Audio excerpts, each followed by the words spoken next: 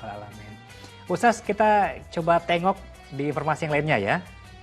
Yang berikutnya biasa ada sumber air melimpah membuat ratusan warga di Tuban, Jawa Timur akhirnya menggelar ritual sebagai bentuk rasa syukur. Nah, mereka juga memberikan makan kepada hewan liar di kawasan mata air. Kita simak dulu liputannya.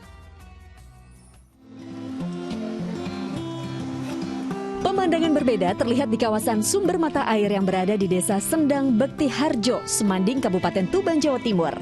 Area yang biasanya sepi ini mendadak ramai didatangi ratusan warga dari 5 desa.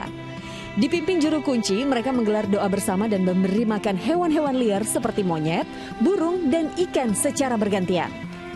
Ritual yang berlangsung Kamis siang itu diklaim sebagai bentuk rasa syukur kepada Tuhan atas limpahan air yang sehari-hari digunakan untuk mengairi sawah sampai kebutuhan minum dan juga memasak. Beri makan nasi sama di sini itu airnya sumbernya besar. Terus masukin dari mana-mana. Sampai ke daerah Jenengan ya. Sedekah bumi yang sudah menjadi tradisi turun-temurun ini digelar setiap tahun. Warga juga bertukar makanan yang dibawa dari rumah masing-masing untuk disantap bersama.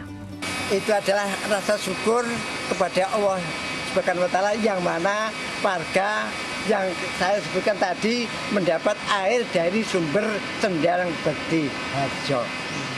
Nah, sekarang kan ada seperti hiburan, itu kan namanya senang-senang. Ini kan masuk sedekah gitu tadi. Mayoritas warga bergantung pada mata air Sendang Bekti Harjo. Pemerintah daerah juga diminta lebih peduli menjaga kelestarian sumber air di kawasan ini. Sapari Ranuwijaya melaporkan dari Tuban, Jawa Timur. Masya Allah, itu baru satu tradisi di Tuban, belum di daerah yang lain begitu. Ustaz, kita tahu bahwa Indonesia ini kaya akan budaya begitu ya. Bahkan hal itu pula lah yang menjadi jembatan agama Islam bisa masuk ke tanah air. Lalu pertanyaannya bagaimana Islam sendiri memandang sebuah tradisi atau ritual budaya ini, Ustaz? Baik, saya ini alhamdulillah ya qadarullah diamanahi sebagai wakil ketua Lembaga Seni Budaya dan Peradaban Islam di MUI Pusat.